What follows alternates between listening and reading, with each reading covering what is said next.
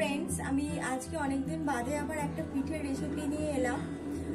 কিছুদিন আসতে পারিনি কারণ আমার শরীরটা একটু খারাপ ছিল। তো আজকে আমি তোমাদেরকে পাটিসাপটা পিঠে বানিয়ে দেখাবো। তো তার জন্য আমি নিয়েছি, আর আমি পুরটা বাড়িতেই বানাবো। পুরটা বানানোর জন্য নিয়েছি গুঁড়ো দুধ আর কাজু বাদাম, পেস্তা আর আখরোট বাদাম, আর নিয়েছি চালের গুঁড়ি 2 চামচ। আর চালের গুঁড়িটা আমি জল দিয়ে গুলে নিয়েছি। আর ব্যাটারটা বানানোর জন্য লাগবে আখের গুড়। আখের গুড়টা জল দিয়ে একটু পাতলা করে গুলে নিতে হবে। এবার ব্যাটারটা বানানোর জন্য আমি কড়াটা একটুখানি গরম করে নেব। আর লাগবে সমপরিমাণ চিনি। তোমরা যে যেরকম মিষ্টি পছন্দ করো সেই অনুযায়ী তোমরা ব্যাটারটা বানানোর সময় চিনি দেবে। আর যেহেতু আখের গুড় পড়বে এই পিঠেটাতে, সেই কারণে চিনিটা তোমরা ব্যাটারটা বানানোর সময়, এই পুরটা বানানোর সময় চিনিটা তোমরা একটু পরিমিত, যে যেমন মিষ্টি খাও সেই অনুযায়ী দেওয়ার চেষ্টা করবে। কড়াটা গরম হয়ে গেছে বন্ধুরা, আমি কড়াতে 1.5 কাপ মতো জল দিয়ে দেবো।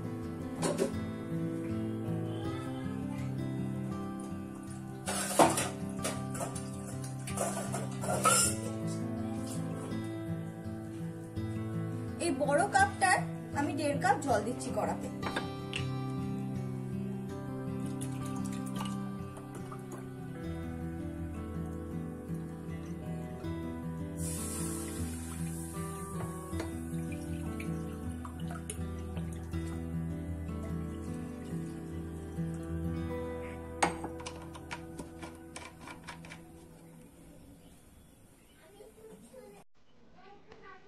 এবার জলটা আস্তে আস্তে গরম হবে। জলটা গরম হতে হতে আমি এর মধ্যে গুঁড়ো দুধটা দেবো। গুঁড়ো দুধটা ভালোভাবে মিশিয়ে নিয়ে তারপর তার মধ্যে আমি চিনি দেবো। এবং এই পুরটা তৈরি করতে বন্ধুরা যথেষ্ট সময় লাগবে, কেন আস্তে আস্তে পুরটা হবে। তো জলটা গরম হচ্ছে, একটু গরম হয়ে গেলে তারপর আমি গুঁড়ো দুধটা দেবো। আর গুঁড়ো দুধের পরিমাণটা বন্ধুরা তোমরা যদি 12 থেকে 13টা পিঠে করো, তাহলে সেখানে তোমরা গুঁড়ো দুধ ওই এইরকম কাপের 1 কাপ বা 1.5 কাপ মতো নিয়ে নেবে।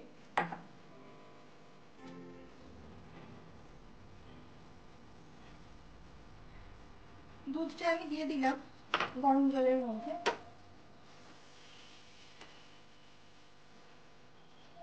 আর আঁচটা তোমরা মিডিয়াম রাখার চেষ্টা করবে, খুব হাই করবে না ফ্রেন্ড, তাহলে মানে জালটা ঠিকঠাক হবে না বা লেগে যাওয়ার একটা ভয় থাকবে।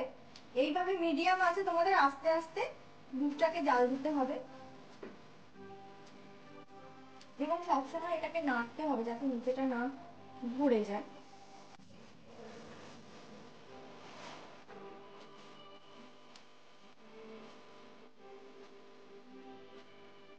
আর বন্ধুরা আমি এই দুধটার মধ্যে কাজু বাদাম, পেস্তা, আখরোট এগুলো দেবো, কারণ যাতে করে খেতে ভালো হয়। সেই কারণের জন্য আমি এগুলোকে একটুখানি গুঁড়ো করে নিয়ে লাস্টের দিকে এই পুরটার মধ্যে দেবো।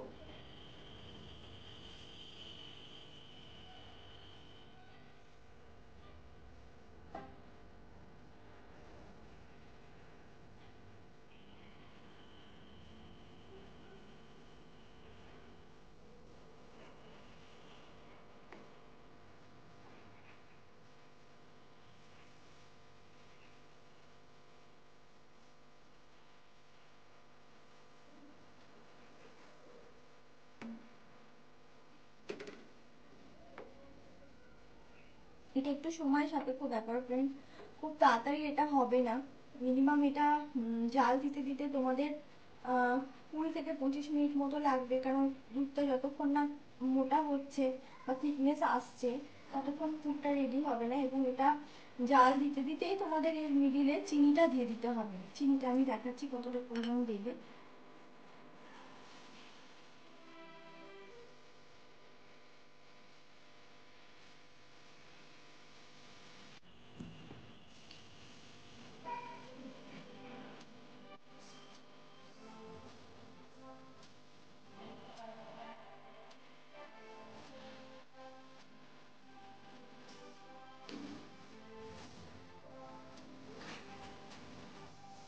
যে বন্ধুরা, আমি এখানে এক কাপ মতো চিনি নিয়ে নিয়েছি।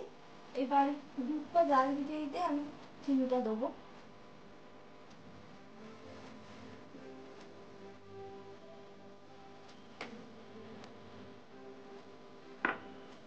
আপনারা দেখবেন যে গুঁড়ো দুধটা যাতে মানে পুরোপুরি মিশে যায়, কোনো রকম গুঁড়ো দুধের যে মানে ডেলা বা কিছু ওই ওই জিনিসগুলো যেন না থাকে।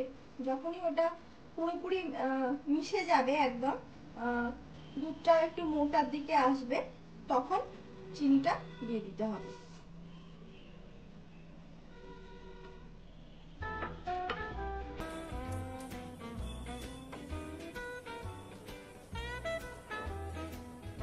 চিনিটা দেওয়ার পরে মিনিমাম 5-10 মিনিট এভাবে জাল দিতে হবে আরো।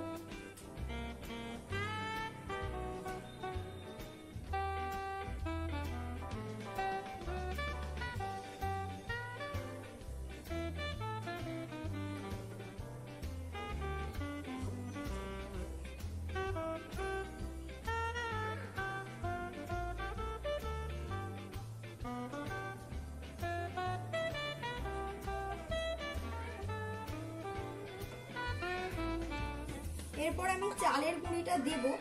তো চালের গুঁড়িটা দিতে বন্ধুরা একটু দেরি আছে। এটাকে আমি এখন এইভাবে আরো 15 থেকে 20 মিনিট জাল দেব। জাল দেওয়ার পরে আমি চালের গুঁড়িটা দিচ্ছি। চালের গুঁড়িটা দিয়ে আমি যখন আবার ফোটাবো বা কিভাবে কিরকম পুরটা হলো, তারপরে আমি আবার আসছি।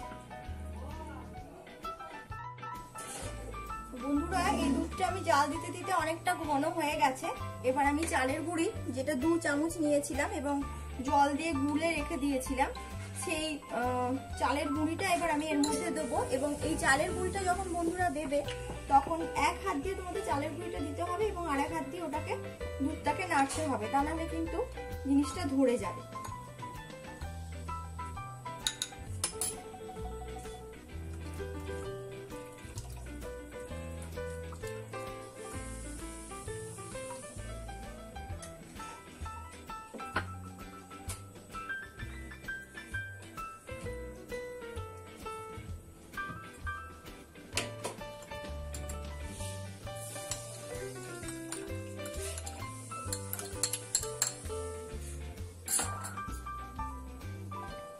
এটাতে ওই 2 কাপ মতো জল লাগছে। 2 কাপ বা তার থেকে একটুখানি বেশি, তার বেশি জল দেওয়া হবে না।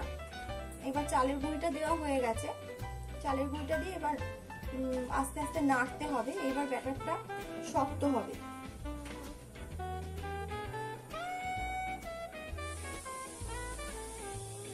এবং লাস্টে যখন পুরটা পুরো হয়ে যাবে, তখন এই যে কাজু, পেস্তা, আখরোট এগুলো আমি গুঁড়িয়ে নিয়েছি, এই জিনিসগুলো লাস্টে যখন দেখবো যে পুরটা পুরো হয়ে গেছে, সেই টাইমে এই জিনিসগুলো দিতে হবে ওতে। বন্ধুরা, এইভাবে দেখো জাল দিতে দিতে জিনিসটা শক্ত হয়ে গেছে। চালের গুঁড়িটা দেওয়ার পর মিনিমাম 10 থেকে 15 মিনিট তোমাদের জালটা দিতেই হবে, কেন সত্যি এটা একটু সময় সাপেক্ষ ব্যাপার। ভালোভাবে যদি এটা তোমরা জাল না দাও, তাহলে পুরটা রেডি হবে না। আর একটা বন্ধুরা, এটা যেহেতু চালের গুঁড়ি পড়েছে, এখন মানে এই টাইপের জিনিসটা আছে একটু পাতলা, কিন্তু যখন এটা ঠান্ডা হবে তখন কিন্তু এটা শক্ত হয়ে যাবে। এবার আমি এর মধ্যে যে ড্রাই ফ্রুটস গুলো সব গুঁড়িয়ে নিয়েছিলাম, সেগুলো দিয়ে দিচ্ছি।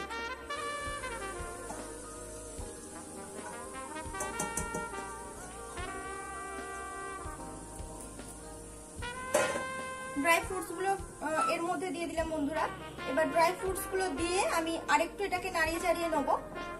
এই 1 থেকে 2 মিনিট মতো এটাকে নাড়িয়ে নেবো, কারণ এর বেশি আর খুব বেশি শক্ত করে দিলে আবার জিনিসটা খারাপ হয়ে যাবে। দিয়ে এটাকে বন্ধুরা আমি একদম পুরোপুরি ঠান্ডা করতে দিতে হবে পুরটা, কেন গরম অবস্থাতে তো তোমরা পাটিসাপটার যে লেয়ারটা হবে তার মধ্যে দিতে পারবে না। এটা একদমই পুরোপুরি ঠান্ডা হয়ে যাবে, তারপরে পাটিসাপটা যখন করা হবে তার মধ্যে এটাকে দিতে হবে। তো পাটিসাপটা কিভাবে আমি গুড় দিয়ে সেই ব্যাটারটা রেডি করব, সেটা তোমরা এর পরের স্টেপটাই দেখতে পাবে। তো এখনকার মতো টাটা। বন্ধুরা, সকালবেলা আমি যে পুরটা বানিয়েছিলাম, তো সেই পুরটা দেখো কিরকম রেডি হয়ে গেছে, একদম দোকানের ক্ষীরের মতো, যেরকম আমরা দোকান থেকে ক্ষীর কিনি একদম সেরকম হয়েছে এবং খেতেও অত্যন্ত সুস্বাদু হয়েছে। আর এবার আমি যেটা মানে পাটিসাপটার জন্য যেটা লাগে আর কি, সেটা রেডি করবো, যে মানে ব্যাটারটা। তার জন্য যে এখানে আমি নিয়েছি এই কাপের 1 কাপ চালের গুঁড়ি, এটা আমি এবার দিয়ে দিচ্ছি বাটিতে।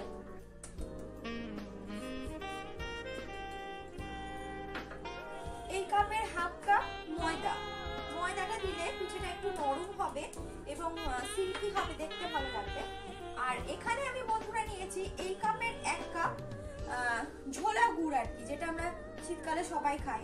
এবার এই গুড়টাকে আমি এখানে গরম জল করে নিয়েছি, এই গরম জল দিয়ে ভালো করে একটু গুলে নেব এবং ওই জলটা দিয়ে এই ব্যাটারটাকে আমি রেডি করব।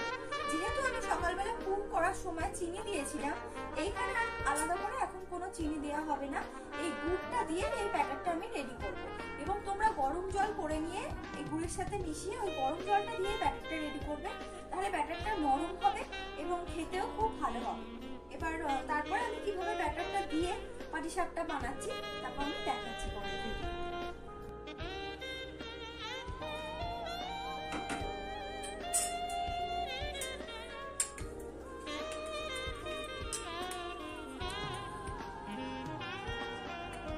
আচ্ছা, আমি গুড়টা গরম জল দিয়ে একটু পাতলা করে নিচ্ছি ব্যাটারটাকে মাখার জন্য।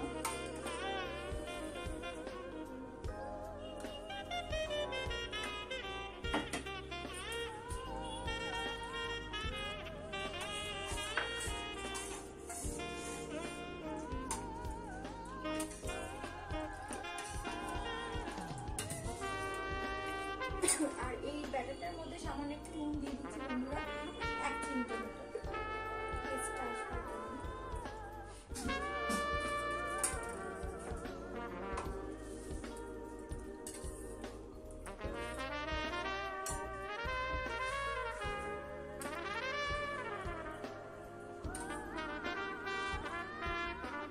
ফার্স্টে পুরোটা দেবে না বন্ধুরা, আস্তে আস্তে অল্প অল্প দিতে দিতে ব্যাটারটা করতে হবে, যাতে এইটা খুব সুন্দর হয়, পাতলা হয়। খুব পাতলাও হবে না, আবার খুব মোটাও হবে না জিনিসটা।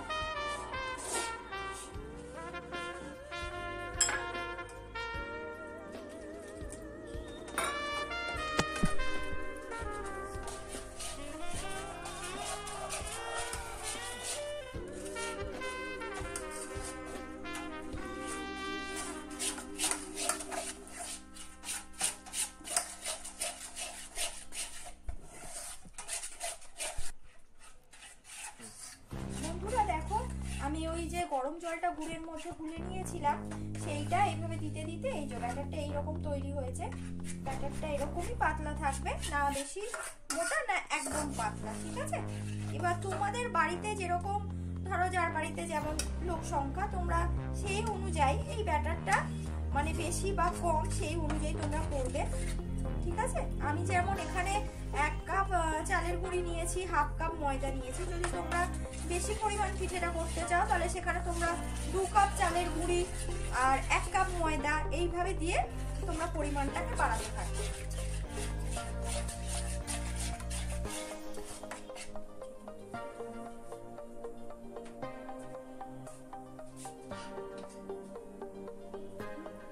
বন্ধুরা, ব্যাটারটা আমি পুরোপুরি রেডি করে নিয়েছি। এই যে ব্যাটারটা এরকম ভাবে হবে, মানে না খুব বেশি মোটা না একদম পুরো পাতলা। আর ব্যাটারটা তোমরা চেষ্টা করবে, এই যে আমি যেরকম একটা হাতা নিয়েছি, যখন পাটিসাপটা তৈরি করবে এই হাতার পরিমাপ অনুযায়ী, হয়তো এক হাতা দিলে তোমরা 1 হাতা দিয়ে যতটা মানে বড় হবে সেইভাবে করার চেষ্টা করবে। আর পরিমাণটা একরকম থাকলে পিঠের আকৃতিগুলো একরকমই হবে আর সবগুলো সাইজও একই হবে। এবার আমি এটাতে অল্প সাদা তেল দেবো। এবার আমি বন্ধুরা এই যে সাদা তেল এই বাটিতে ঢেলে নিয়েছি, তাহলে সুবিধা হবে। অল্প পরিমাণ দেবো, চারিদিকে এরকম ভাবে ছড়িয়ে দিতে হবে তেলটা।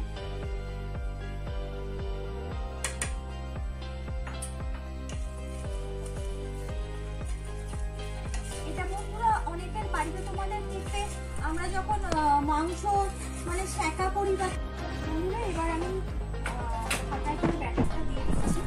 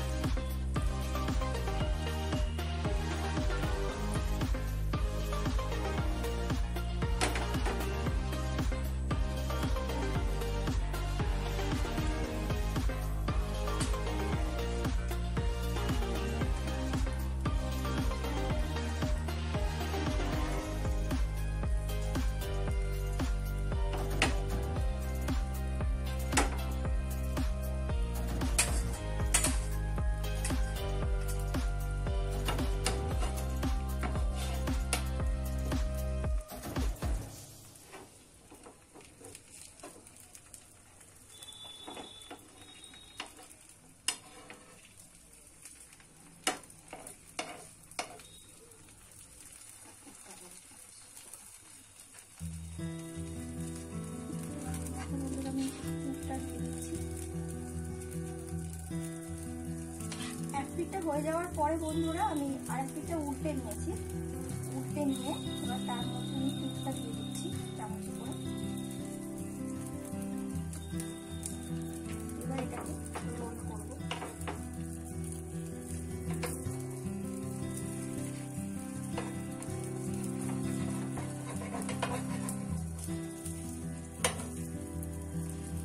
দেখো বন্ধুরা, খুব সুন্দরভাবে এটা রোল হয়ে এসেছে। এইভাবে করে দিতে হবে। এটা দেখতেও খুব ভালো লাগছে এবং খেতেও ভালোই হবে, কিন্তু দুধটা খুব ভালো করে দিতে হবে। এবার তোমরা আস্তে আস্তে এটাকে তুলে দেবে। যেহেতু পিঠেটা খুবই নরম হয়েছে, সেই কারণে তোলার সময় একটু ভালোভাবে খেয়াল করে আস্তে আস্তে এটাকে তুলতে হবে। বন্ধুরা দেখো, আমি দুখানা অলরেডি বানিয়ে ফেলেছি। আর এইরকমই পিঠেগুলো দেখতে হবে, যেহেতু গুড় দেওয়া হয়েছে। তোমরাও এইভাবে বানাবে আর এর মধ্যে রাখবে যাতে পিঠেগুলো গরম থাকে। তো আমি লাস্টে আরো কতগুলো বানিয়ে তোমাদেরকে একদম ছবিটা দেখাবো। বন্ধুরা আমার পিঠেগুলো রেডি হয়ে গেছে। দেখো আমি এইভাবে এতগুলো ভেজে নিয়েছি। মোটামুটি খেতে খুবই ভালো হয়েছে। তোমরাও বাড়িতে সবাই ট্রাই করো। কেমন হয়েছে অবশ্যই কমেন্ট বক্সে জানিও। আর একটুখানি আমার চ্যানেলটা সাবস্ক্রাইব করে দিও, লাইক করে দিও। আর যদি ভালো লাগে অবশ্যই জানিও। আজকের মতো টাটা।